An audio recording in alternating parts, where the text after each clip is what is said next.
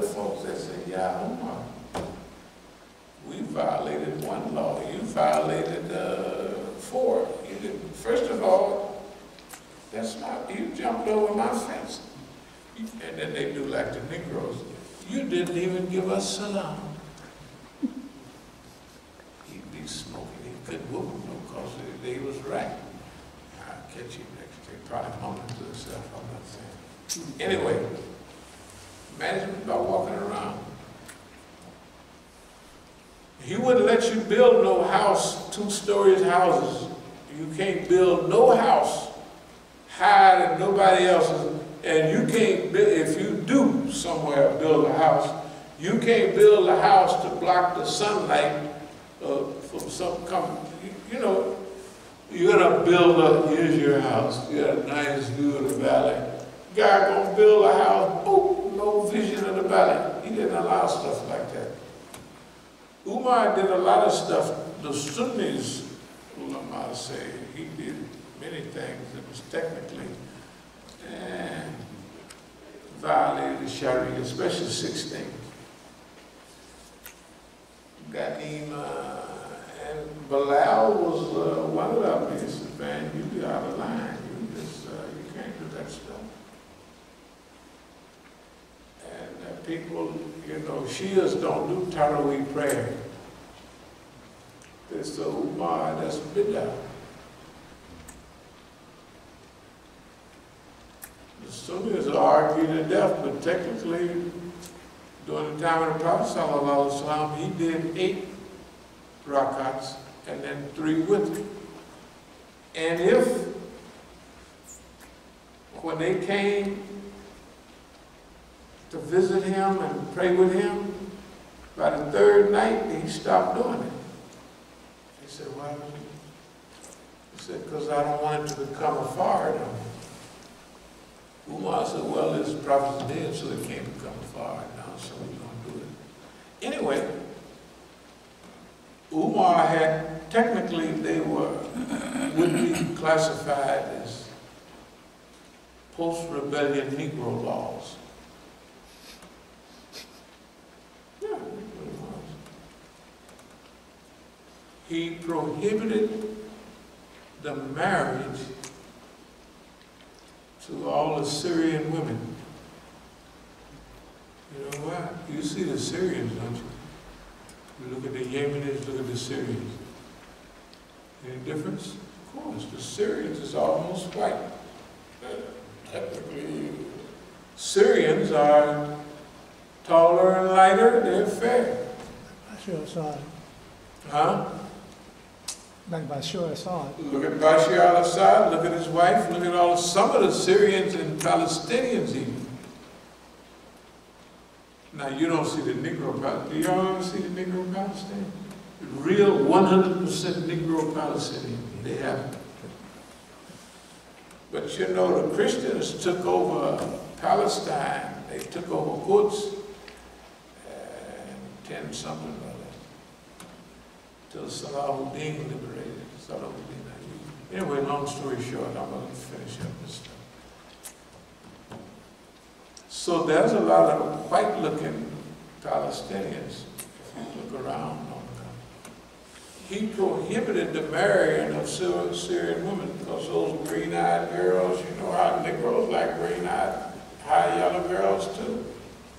Don't you? Well, not me, of course.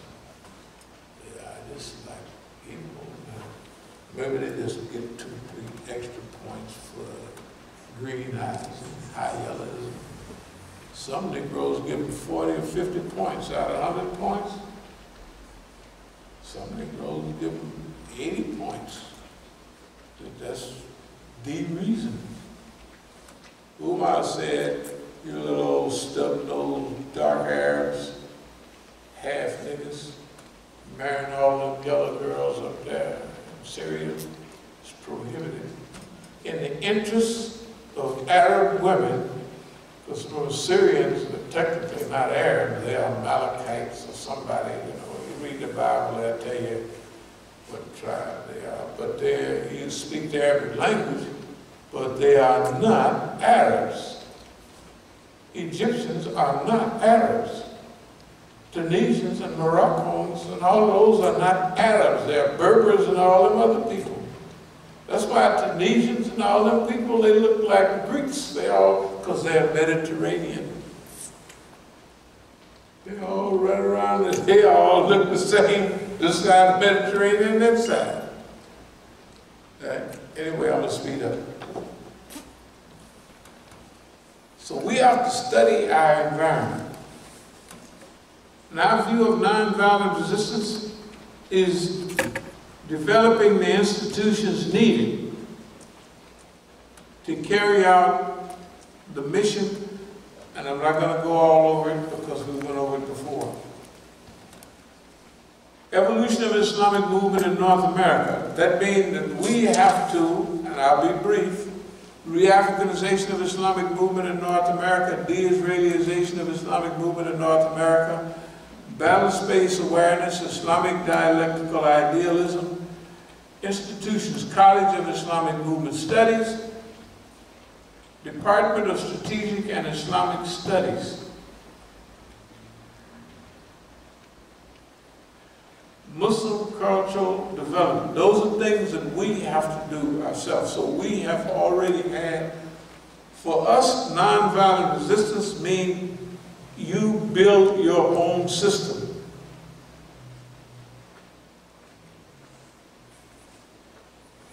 Not working within the system.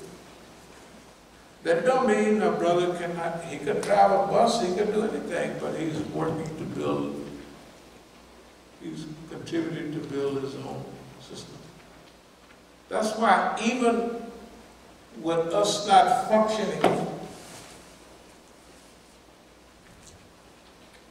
at 100%, with us functioning at 10%, Masjid, schools, businesses, living close together, with all the government hitting at us from every direction, all the time. We're freer, wealthier, more independent than anybody else. So, there is a God in this universe. Transition, transformation, transition, transcendence. Transition, after you do it, it seems easy. It is easy. But when you're doing it, it takes a little work. Role of Islamic leadership in the early and mid 21st century. That means what we have to do for our own self in our own environment. So for us, nonviolent resistance, did that heater kick, air conditioning kick on? I'm down there and clicked it. Okay, it'll probably click back on in a few minutes, inshallah. Because all it would do is cool off, and then it kicks back on. Okay. I'll go over it again and move toward a close. Nonviolent resistance in the 21st century means focusing our energy on building alternative institutions, drug treatment, housing, all of those institutions, homeless, living, all those things that we need, we do it ourselves and present it to the public free of charge. That's what we should do. That's the role of religion. That's what it always was. We're not doing nothing extraordinary. That's the role of religion. That's what the deen should be doing. Okay. Evolution of the Islamic movement in North America. If we don't evolve as individuals and as a group, we cannot produce the institutions as needed by staying the same way. Islam is not a spectator religion. that you just watch it and write reports on it and pray on it. They're very good. They're things that you do. The human potential movement needs the people to get involved in evolution. One of the last things is to go big. One of the things that people do, they sell themselves short and they have small goals. Now, white people, when they teach goal setting, they say you have to have a goal that motivates you, but it's not so big and demotivates you. The goal is so big that it demotivates you because it's so doggone big.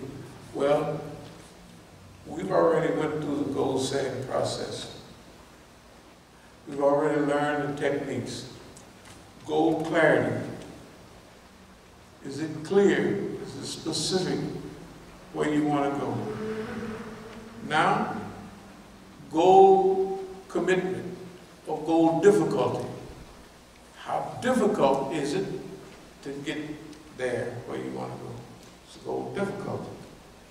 And then, how much commitment will it take to get you there? So it relates to what we talked about the other day. Where we are, or where we was, where we are, and where we want to be. It is possible to design your future. These are old lectures. Design your own future. They go back many years. That stuff is true. It's very true. You know, we can just click the fan on low and that'll hold us. We can pop one of the windows open on each side and we'll be in the big time. Okay, now, for Oakland and for here, spiritual jihad. Why spiritual jihad? Jihad is important. That's spiritual jihad. We used strategic management under conditions of repression before, right? Which is a type of non-violent resistance. But why specifically spiritual jihad? One is enough. We don't need any. We don't need any more. Yeah, we find that's more than enough. We can crack them windows. Shoot, it's sweet up here. Yeah, just crack the window, and that'll have us in the big time. Okay. Spiritual jihad. Islamic Institute for Counter-Zionist American Psychological Warfare. Why use psychological guerrilla warfare in the stage past? Because that's what we got in abundance. Big talk, chit-chat, and not afraid of the system, so we're going to use psychological warfare. And he agrees. We're not going to kill you, black behind. But we're going to try to scare you to death. Is that what you're going to do? Good. And scare away. Right? Scare away. So who won those rounds? We won every round all the time. Of course, it's psychological. Now, why psychological? Because who wants to have a physical jihad with somebody that's got all the physical stuff in the world? And you can't slip up on it because hand-picked Negroes are everywhere. You can't use physical guerrilla warfare because you can't hide anywhere. Guerrilla army has to have a place with the people. You can't hide nowhere in the United States, not in the big city. All these tattletales, you can't raise an army because if you got 10 people in your army, 8 of them is the police. That's just a rule. When you study your environment, you study the rules, not what you like. You can't be like Darl Hidra and them other people. They study and they follow what they want. This is what we want it to be. If you're colored and survived several wars, you realize that if you don't follow the truth, you're going to get your black behind kicked. And there ain't no worse butt kicking than not following what you know is right. That's a real butt kicking. Just dealing with the white man, that ain't nothing. But if you yourself institute and follow something, and especially as a Muslim, and you know that that is not the method, the process to be engaged in, you know the rule is going to cost big. And when it comes from Allah, you can't do nothing about it. So you challenge the human being and you follow what Allah says, then you don't never suffer. It's all a part of life, rather be considered. Everybody else called it suffering. We don't call it suffering. Maybe 30, 40 years ago it's been suffering. It sure ain't now. Because Allah tells you about the best in this world and the next one. As we say, spiritual jihad. Why? Because the white man system don't have no spiritual nothing. But on the other hand, you got a little bit. So you use a little bit against his nothing. And you gotta win. That's why we're where we are today. The last thing, the last two things, we've been saying it a lot. Write the book you want to read. Write the future that you